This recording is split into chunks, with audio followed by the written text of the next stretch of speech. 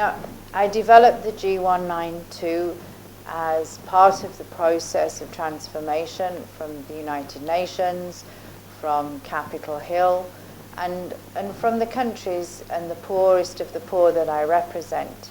You know, we're now facing a situation where the wealthiest 7 people in the world have more money than the bottom 1 billion. And the more that we make this disparity between the rich and the poor greater, the more that we're suppressing the talent and the energy and the skills of these bottom 1 people. They're living on $1 a day or less.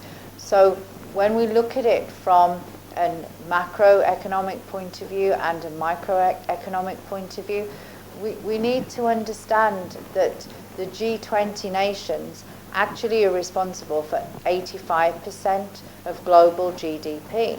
That's a huge amount of money that 20 nations actually create.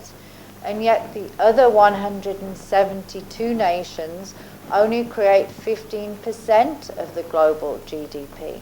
So it demonstrates how few people are really participating in the local, regional, national and international economies from these poor countries. So by creating the G-192, we can leverage the assets from the G20 to give the poorest of the poor the opportunity to work their way out of poverty in a very positive and constructive way.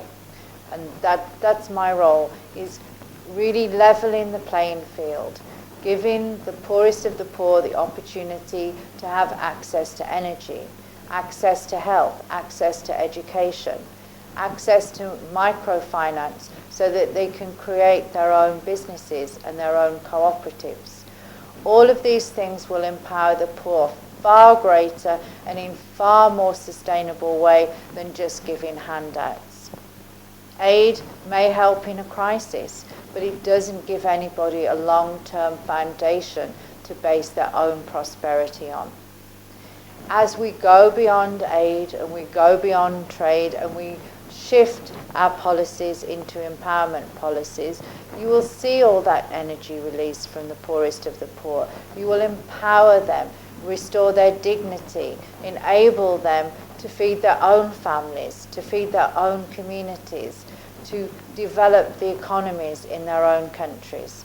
And we've put that into practice all over the world, and the results are fantastic, because when you trust somebody with the capital, with the technologies, with the knowledge, with the processes to do things for themselves, then you create happy people because they're employed, they're engaged in their own future, they're engaged in what they can do, how they can be of service, how they can help themselves.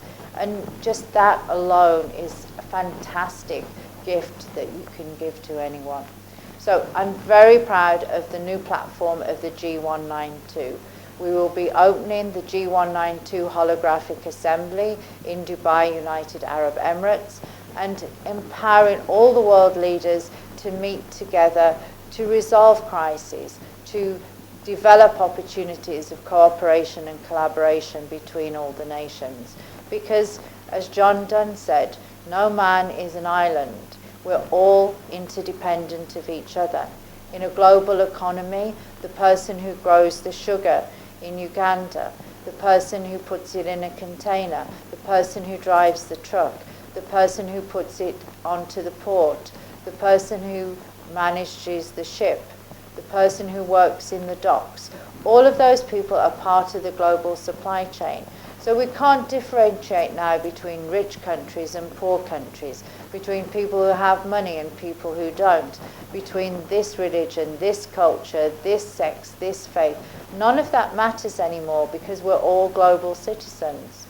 And so the more that we empower the poor to be green and sustainable, the more prosperous they can be, the more peace and the more prosperity and security we will have across the whole world. So the G-192 is the new foundation for all the world leaders to come together, and a new foundation to empower the poorest of the poor to play their role in the global economy, and for us all as global citizens to develop peace and prosperity.